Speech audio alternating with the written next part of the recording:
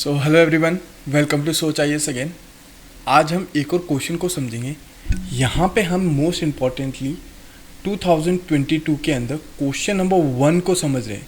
यहाँ पे हम केस स्टडीज़ को नहीं ले रहे हैं, यहाँ पे हम सीधे के सीधे क्वेश्चंस को लेंगे और किस तरीके से क्वेश्चन के आंसर को लिखा गया था, किस तरीके से हमें लिखना चाहिए और किस तरीके से वहाँ पे टॉपर्स को इन क्वेश्चंस के आंसर इस तरीके से लिखने पे मार्क्स मिले हैं मैक्सिमम एफिशिएंसी लेवल पे, वो चीज़ को समझने की आज हम कोशिश करेंगे। राइट, चलिए तो उस चीज़ को हम शुरू करने से पहले 2022 का क्वेश्चन नंबर 1 है ये। कहीं ना कहीं इसे शुरू करने से पहले हम कहीं ना कहीं कोड को शुरू करते हैं। कोड क्या कहता है? The weak can never forgiveness is the attribute of the strong. कमज़ोर जो लोग हो सकते हैं या कमज़ोर जो लोग होते हैं वो कभी भी किसी को फॉरगिव नहीं करते या माफ़ नहीं करते, हम सीधी लैंग्वेज में बोलें। वहीं पे forgiveness is the attribute means आपके बिहेवियर में, आपके अंदर अगर कहीं ना कहीं कैपेसिटी है कि आप किसी की चीज़ को लेके भूल जाते हैं या किसी चीज़ को फॉरगिव कर देते हैं, that's the strongest part, that's the attribute of the strong. और स्ट्रॉन्ग मीन्स आपकी खुद की विल पावर, आपकी खुद के लेवल का एटीट्यूड, आपका एप्टीट्यूड, ये सब कितनी स्ट्रॉन्गेस्ट है वो चीज़ बताने का काम करता है जब आप किसी को फॉरगिवनेस देते हैं कहीं ना कहीं। राइट, इसी के लेके हम कई बार हम दूसरे धर्मों में भी, रिलीजन्स में भी चीज़ों को पढ़ते हैं। जैसे जैन कल्चर में अहिंसा परमो धर्म के अंदर हम मिच्छामी दुक्कड़म के थ्रू माफ़ी मांगते हैं एवरीथिंग। तो किस तरीके से यहाँ पे एक महात्मा गांधी के द्वारा जी ये कोड दिया गया था। इस कोड के थ्रू हमें वो कितना क्लियरली समझाते हैं कि किस तरीके से जो भी पर्सन वीक है वो कभी भी किसी को माफ़ नहीं कर सकता, बट कोई किसी को अगर माफ़ कर रहा है तो वो हमेशा स्ट्रॉन्ग है, एट्रीब्यूट ऑफ द स्ट्रॉन्ग। वो एक स्ट्रॉन्गनेस की सिम्टम्स के तौर पे वर्क कर रहा है कहीं ना कहीं। राइट, चलिए यहाँ पे अगर आपको यूपीएससी से रिलेटेड कोई भी कंटेंट की रिक्वायरमेंट हो तो आप sochies.com पे जा सकते हैं, वहाँ पे जाके देख सकते हैं कि किस तरीके से हमें एथिक्स को लेके पढ़ना है या किस तरीके से आंसर राइटिंग्स हो सकती है एंड एवरीथिंग। राइट, चलिए क्वेश्चन नंबर 1 हमें कहता क्या है? इस क्वेश्चन नंबर 1 के अंदर हमें 2 पार्ट के अंदर डिवाइड किया गया है। बेसिकली क्वेश्चंस जो होते हैं वो 10 मार्क्स के होते हैं, इस चीज़ को समझिएगा। 10 मार्क्स के होते हैं और 150 वर्ड्स ईच हमें लिखने की कोशिश करनी होती है कहीं ना कहीं। अप्रॉक्सीमेटली यही रहता है। यहाँ पे कई बार क्वेश्चंस के बेसिस पे कुछ fundamentally number of quantity questions 150 marks, 10 marks और 20 मार्क्स वाले चेंजेस हो सकते हैं, but basic structure of the questions are same for the answers. First part क्या कहता है? What do you understand moral integrity. अब यहाँ पे 2 टर्म्स को इन्वॉल्व कर दिया। मॉरल क्या होता है और इंटीग्रिटी क्या होता है। जब इन दोनों को कंबाइन कर लेते हैं वो किस तरीके से वर्क कर रहा है, यहाँ पे ये पूछा जा रहा है। And professional efficiency. Professional efficiency क्या होती है? जैसे हम कई बार कोड ऑफ कंडक्ट को लेके बात करेंगे, यहाँ पे शायद उस चीज़ को लेके प्रोफेशनल एफिशिएंसी की बात होगी। यहाँ पे आपको हमेशा ध्यान रखना है कि किस तरीके से अगर टर्म को पढ़ते ही आपके माइंड में कुछ बेसिक सिनोनिम्स या पर्यायवाची टर्म्स दिमाग में आ रहे हैं तो आपकी अंडरस्टैंडिंग ऑफ द टॉपिक बहुत वाइबली जल्दी बन रही है। और जितना जल्दी आपकी अंडरस्टैंडिंग बनती है किसी टॉपिक को लेके, उतने अंडरस्टैंडिंग के साथ साथ बेटर आंसर्स लिख पाते हैं कहीं ना कहीं। In the context of corporate governance in India, illustrate with suitable example के साथ इलस्ट्रेट करना है। सेकंड क्वेश्चन कहता है international aid is an accepted from a helping resource challenged nation. Comment on ethics in contemporary international aid, support या answer with suitable example. यहाँ पे किस तरीके से इंटरनेशनल एड है जो रिसोर्स चैलेंज नेशन के बारे में बात कर रहा है। Ethics in contemporary international aid के बारे में बात की जा रही है, किस तरीके से सपोर्ट या answer with suitable example. Challenges और इन सब के लेके बात करनी है यहाँ पे, डिस्कस कमेंट करना है, सॉरी डिस्कस नहीं करना है, यहाँ पे कमेंट करना है। कमेंट और डिस्कस में फ़र्क होता है कहीं ना कहीं। फर्स्ट क्वेश्चन जो अपना था कि किस तरीके से what do you understand with moral integrity और प्रोफेशनल एफिशिएंसी, दोनों अलग अलग टर्म्स को हमें समझाना in contrast of corporative governments in India. Corporative governments जो है उसको लेते हुए यहाँ पे हमें क्या देने, सूटेबल एग्जांपल्स भी देने की कोशिश करनी कहीं ना कहीं। अब यहाँ पे आंसर्स किस तरीके से लिख सकते हैं कॉर्पोरेट। अब सबसे पहले हमें टर्म समझ में आ जाए, टर्म क्या है। जैसे हमें कॉर्पोरेट गवर्नेंस को लेके बात की तो हम इंट्रोडक्शन में उसी चीज़ को लेके भी शुरू कर सकते हैं कि आखिर ये टर्म कहना क्या चाहती है या इस टर्म का मीनिंग क्या निकल सकता है कहीं ना कहीं। Right, corporate governance refers to the system of rules, practice, process by which companies directed and control to prevent corporated greed and to ensure that business are operated in a responsible and transparent manner. किस तरीके से corporate governance होता क्या है? Rules, set of system refers to system of rules, practices, process, code of conducts, rules regulation, policies, act, bill, इन सबको हम include कर सकते हैं कहीं ना कहीं। यहाँ पे आप सोचिए, यहाँ पे हम 3 टर्म दिया गया, 3 टर्म के अलावा भी हम कई और टर्म्स भी इनके सिनोनिम्स के फॉर्म में यूज़ कर सकते हैं, जिसे हम गलत नहीं मानेंगे कहीं ना कहीं। By which a companies directed and control to prevent corporative greed. Corporative greed मतलब यहाँ पे लालचपन को कंट्रोल करने की काम करती है कहीं ना कहीं, या किसी इंसान के अंदर किस तरीके से करप्शन लेवल जनरेट हो रहा है उसे कंट्रोल करने का काम करिए। अब यहाँ पे एथिक्स का पेपर ही इसलिए डेवलप किया गया था कि आपके जो ग्रीड लेवल है या करप्शन लेवल है उसको रिड्यूस करके आपको एक बेटर इंटीग्रेटेड पर्सन बनाया, एथिकल पर्सन बनाया जाए कहीं ना कहीं। तो इसी चीज़ को लेके यहाँ पे क्वेश्चन भी आया कहीं ना कहीं, right, that the business are operating in responsible and transparent manner. सबसे ज़्यादा ट्रांसपेरेंट मैनर सबसे बिजनेस को ऑपरेट किया जाए, कॉर्पोरेट गवर्नेंस कहलाया। ये एक सेट ऑफ गवर्नमेंट को रूल करने की कोशिश भी बताता है कहीं ना कहीं। In the context of corporative governance in India, moral integrity, अब हमें कनेक्शन देते हुए लिखना है यहाँ पे कि किस तरीके से कॉर्पोरेट गवर्नेंस को हमें मॉरल इंटीग्रिटी के साथ क्या करना है, अटैच करना है। एंड प्रोफेशनल एफिशिएंसी आर 2 की principles that guide ethical conduct and responsible management within organization. अब जैसे बोला गया कि इस तरीके से कॉर्पोरेट गवर्नेंस जो है मॉरल इंटीग्रिटी और प्रोफेशनल एफिशिएंसी को दोनों की प्रिंसिपल के तौर पे वर्क करते हैं उसके अंदर, और किस तरीके से वर्क करते समय एथिकल कंडक्ट और रिस्पॉन्सिबल मैनेजमेंट का भी ध्यान रखते हैं कहीं ना correct. Moral integrity in corporate governance, moral integrity refers to the adherence to strong ethical values. किस तरीके से स्ट्रॉन्ग एथिकल वैल्यूज की बात करते हैं ये। प्रिंसिपल्स इन बिजनेस प्रैक्टिसेस, किस तरीके से मॉरल इंटीग्रिटी में प्रिंसिपल्स की बात कर रहे हैं बिजनेस प्रैक्टिसेस के अंदर या फिर एडमिनिस्ट्रेशन प्रैक्टिसेस के अंदर, किसी भी तरीके की चीज़ें।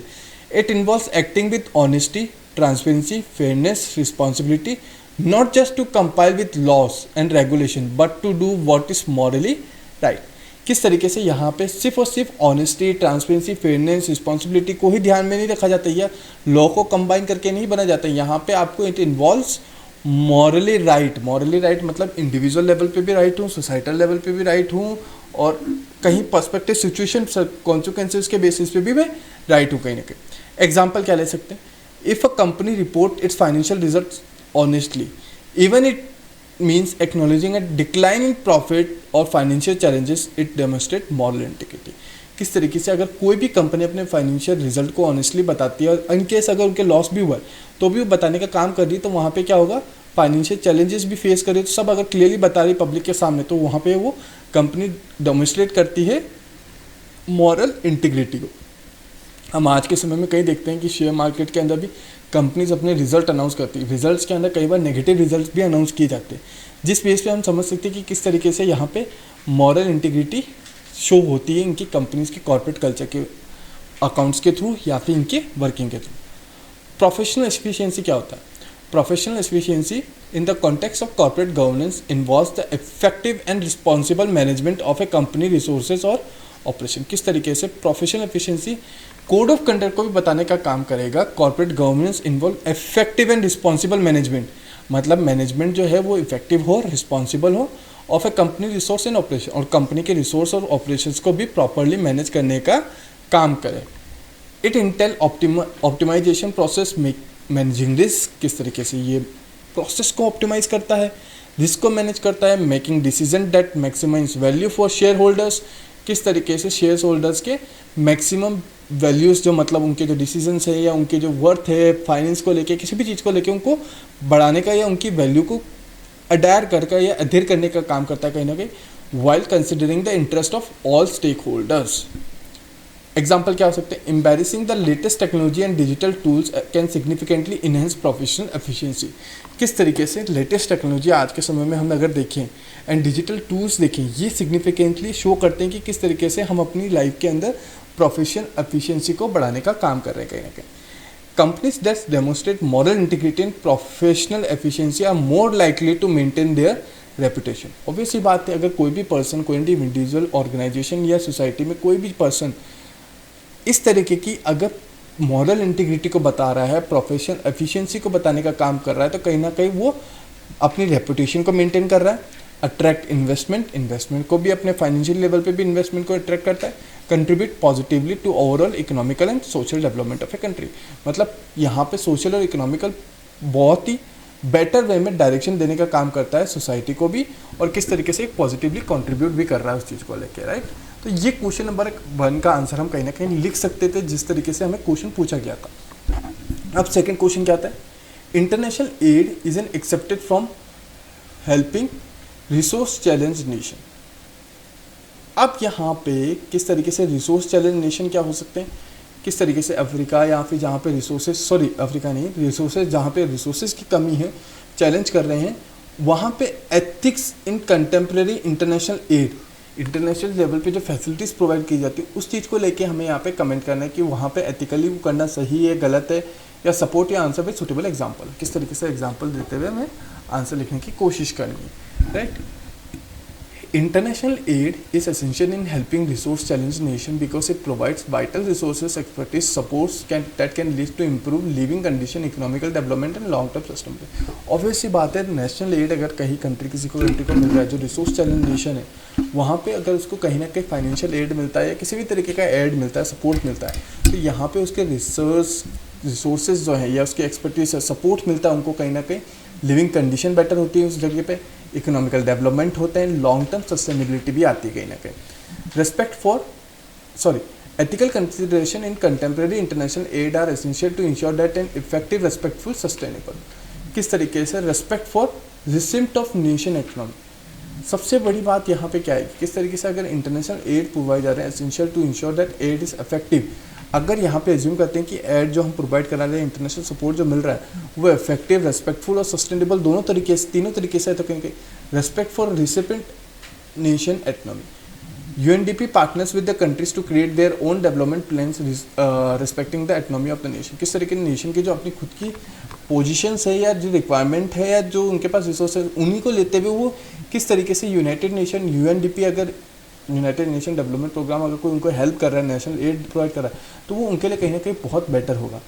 Transparency and accountability, example charity organization like Oxfam regularly publish detail reports on their funding, resources, expenditure and projects outcomes. किस तरीके से यहाँ पे अगर हम देखें कि ये चीज़ के इंटरनेशनल एड प्रोवाइड किए जाते हैं तो ये ट्रांसपेरेंसी और अकाउंटेबिलिटी को भी बढ़ाता है। यहाँ पे एक और टर्म आ सकता था क्रेडिटेबिलिटी, तीनों टर्म को हम लिख सकते थे कहीं ना कहीं, राइट। किस तरीके से वो चीज़ बढ़ाने का काम करता है। अवॉइडिंग हार्म एंड डिपेंडेंसी, यहाँ पे हार्म और डिपेंडेंसी चीज़ों को कम करने की कोशिश करता करेंगे। Micro finance program such as those by German bank in Bangladesh provide small loans to individual to start business. किस तरीके से बिजनेस स्टार्ट करने के लिए स्मॉल लोन्स प्रोवाइड करना है एवरीथिंग, तो उससे क्या होता है, डिपेंडेंसी खत्म होती कहीं ना कहीं। और अवॉइडिंग हार्म मतलब यहाँ पे सोसाइटी के अंदर लोगों को ज़्यादा से ज़्यादा नुकसान नहीं होता है। लॉन्ग टर्म सस्टेनेबिलिटी, यहाँ पे लॉन्ग टर्म में भी यहाँ पे इम्पैक्ट पड़ेगा ही पड़ेगा। The green climate fund support climate adaptation and mitigation projects. किस तरीके से लॉन्ग टर्म सस्टेनेबिलिटी को डेवलप करने का काम करता है। Humanitarian principle, example doctors without borders operates in conflict zone worldwide, यहाँ पे इस तरीके की हेल्प भी मिल रही है, इस तरीके के प्रिंसिपल्स भी जनरेट हो रहे हैं। However there are few challenges in contemporary international aid. Weaponization of investment aid, किस तरीके से there are few challenges in contemporary international aid अगर प्रोवाइड किया जाता है तो उसमें कोई चैलेंजेस भी आ सकते हैं। वेपनाइजेशन ऑफ इन्वेस्टमेंट एड, किस तरीके से आपके इन्वेस्टमेंट को या दूसरी कंट्रीज़ के इन्वेस्टमेंट को कोई पर्टिकुलर कंट्री जो लॉस में है या कुछ नुकसान में और जिसको ऐड दिया जा रहा है वो कहीं ना कहीं वेपनाइजेशन कर सकती है अपनी इन्वेस्टमेंट को, तो वहाँ पे वो रॉन्ग इम्पैक्ट जाता है कहीं ना कहीं। China has been weaponizing investment on foreign soil as a part of its डेप्ट ट्रैप डिप्लोमेसी। किस तरीके से चाइना आज के समय में हम देखते हैं अलग अलग कंट्री में लोन डेप्ट के तरीके से उनके अंदर अपने ही खुद के हथियारों को इस्टेब्लिश किया जा रहा है धीरे धीरे कहीं ना कहीं, राइट। करप्शन एंड मिसमैनेजमेंट, यहाँ पे करप्शन लेवल बढ़ सकता है, मिसमैनेजमेंट बढ़ सकता है। मिसमैनेजमेंट इन द सेंस कि करप्शन बढ़ रहा है तो जो पॉलिसी में ग्राउंड लेवल पे वर्क होना वो कुछ नहीं होगा कहीं ना कहीं। Corruption and mismanagement of foreign aid led to the Sri Lanka economic crisis. कितना बड़ा एग्जांपल्स हम यहाँ पे लिख सकते हैं, किस तरीके से श्रीलंका इकोनॉमिकल क्राइसिस जो हुआ वो भी इसी वजह से हुआ कहीं ना कहीं। 10 ethical international aid practices not only enhance effectiveness of aid but also uphold the dignity, autonomy and rights of the people and the country receiving support। किस तरीके से यहाँ पे दोनों तरह की चीज़ें हो रही है, यहाँ पे पॉजिटिवली इम्पैक्ट भी पड़ रहा है, नेगेटिवली इम्पैक्ट, बट हमने यहाँ पे सब चीज़ों के इम्पैक्ट को एग्जांपल्स के साथ अंडरस्टैंड करके समझाया कि किस तरीके से जो क्वेश्चन में पूछा गया था कमेंट भी करना है बट एग्जाम्पल को लेते हुए कमेंट करना है, तो हम यहाँ पे क्वेश्चन के साथ भी तो क्वेश्चन को बेटर डिटेलिंग में एक्सप्लेन भी कर पाए कहीं ना कहीं। और यहाँ पे एक ही क्वेश्चन के अंडरस्टैंडिंग को वाइडर लैंग्वेज के साथ, वाइडर टर्मिनोलॉजी, वाइडर थॉट्स के साथ क्लियरली एग्जामिनर या इन्विजिलेटर को समझा पाएंगे, जो यहाँ पे मैक्सिमम मार्क्स अटेंड कर पाएंगे कहीं ना कहीं, राइट। चलिए, तो होपफुली आपको ये क्वेश्चन समझ में आया कि किस तरीके से क्वेश्चन है, किस तरीके से हमें आंसर लिखना है कहीं ना कहीं, राइट। चलिए, तो अपन मिलते हैं नेक्स्ट क्वेश्चन के अंदर। Till that time, thank you everyone, take care, bye bye.